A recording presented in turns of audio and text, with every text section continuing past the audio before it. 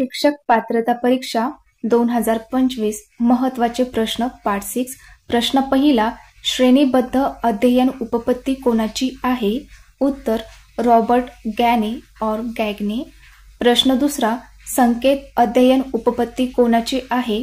उत्तर एडवर्ड टॉलमन.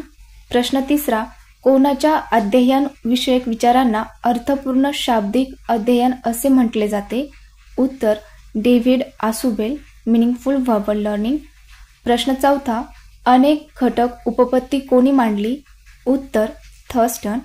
प्रश्न पाचवा, उपयोजित विचार म्हणजे बुद्धिमत्ता अशी बुद्धीची व्याख्या कोणी केली? उत्तर ॲडम्स. प्रश्न सहावा, अमूर्त गोष्टीबद्दल विचार करण्याची क्षमता म्हणजे बुद्धी होय, ही व्याख्या कोणाची आहे? उत्तर टर्मन. महत्त्वाचे प्रश्न पार्ट 7. प्रश्न पहिला, कोणी बुद्धिमापनासंबंधी बहुघटक उपपत्ती मांडली? उत्तर थॉर्नडाईक. प्रश्न दुसरा, यशस्वी जीवनासाठी शैक्षणिक बुद्धिमत्तेसोबत भावनिक बुद्धिमत्तेची आवश्यकता कोणी प्रतिपादित केली? उत्तर डॅनियल गोलमन.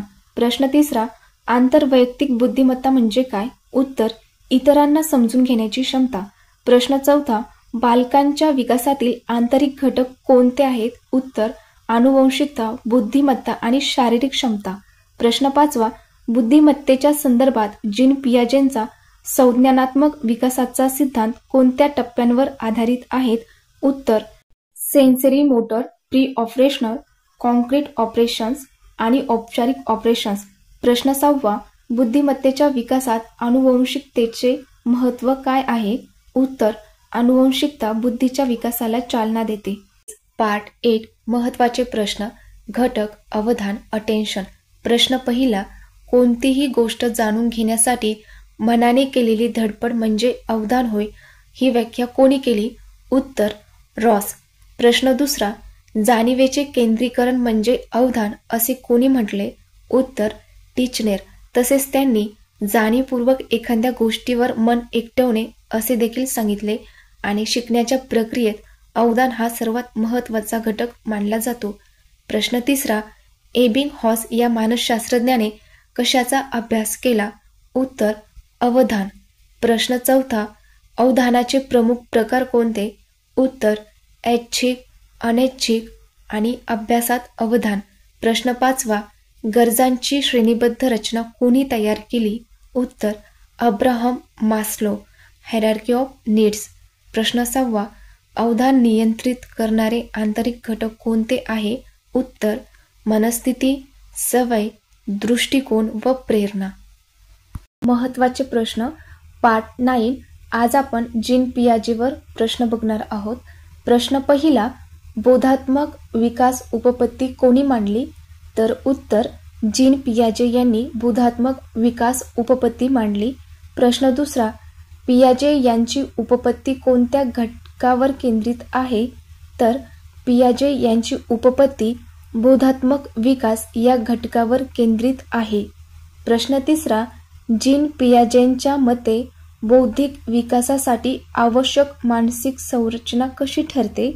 तर उत्तर आनुवंशिकतेने.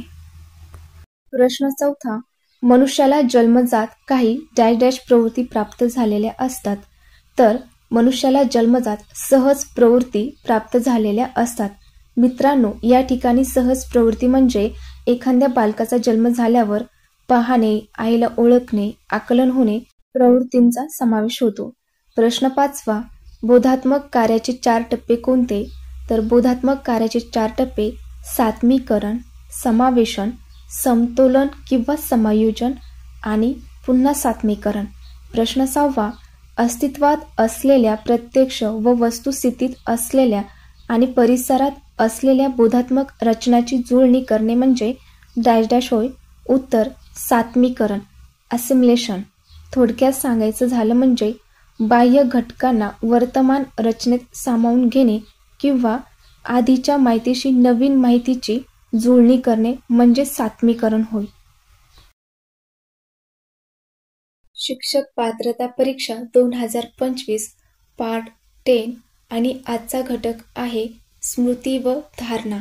प्रश्न पहिला, गतानुभवाचे पुनरुज्जीवन म्हणजेच स्मृती होय, ही व्याख्या कोणी केली? तर गत अनुभवाचे पुनरुज्जीवन म्हणजेच स्मृती होय ही व्याख्या स्काउट यांनी केली. प्रश्न दुसरा, स्मृती म्हणजे धारणाशक्ती असे कोणी म्हटले? तर स्मृती म्हणजे धारणाशक्ती असे एडगेल यांनी म्हटले. प्रश्न तिसरा, मनात अनुभवांचे होणारे जतन म्हणजे डॅश डॅश होय? तर मनात अनुभवाचे होणारे जतन म्हणजे धारणा किंवा संग्रह होय. प्रश्न चौथा, धारणेबाबत खालीलपैकी कोणते वैशिष्ट्य योग्य आहे? तर धारणा बोधावस्थेत असेल तर आपल्याला चटकन समजते किंवा आठवते. या ठिकाणी बोधावस्था म्हणजे व्यक्तीला स्वतःच्या विचारांची किंवा भावनांची जाणीव किंवा चेतना असणे, म्हणजेच व्यक्ती प्रत्यक्ष अनुभव घेत असतो. आणि उपबोध अवस्था म्हणजे निद्रा अवस्था. प्रश्न पाचवा, धारणा जितकी जास्त तितके विस्मरण डॅश डॅश असते. तर धारणा जितके जास्त तितके विस्मरण कमी असते. म्हणजेच धारणा जर कमी असेल तर विस्मरण जास्त असते. मित्रांनो, या ठिकाणी धारणा म्हणजे एखादी गोष्ट लक्षात ठेवण्याची क्षमता. प्रश्न सहावा, धारणेवर परिणाम करणारे घटक कोणते? भावना, चिंतन, निद्रा, अनुभवाची व्यापकता, आवड आणि अवधान. अवधान म्हणजे अटेन्शन, म्हणजेच काय? एखादी गोष्ट जाणून घेण्यासाठी मनाने केलेली धडपड म्हणजे अवधान होय.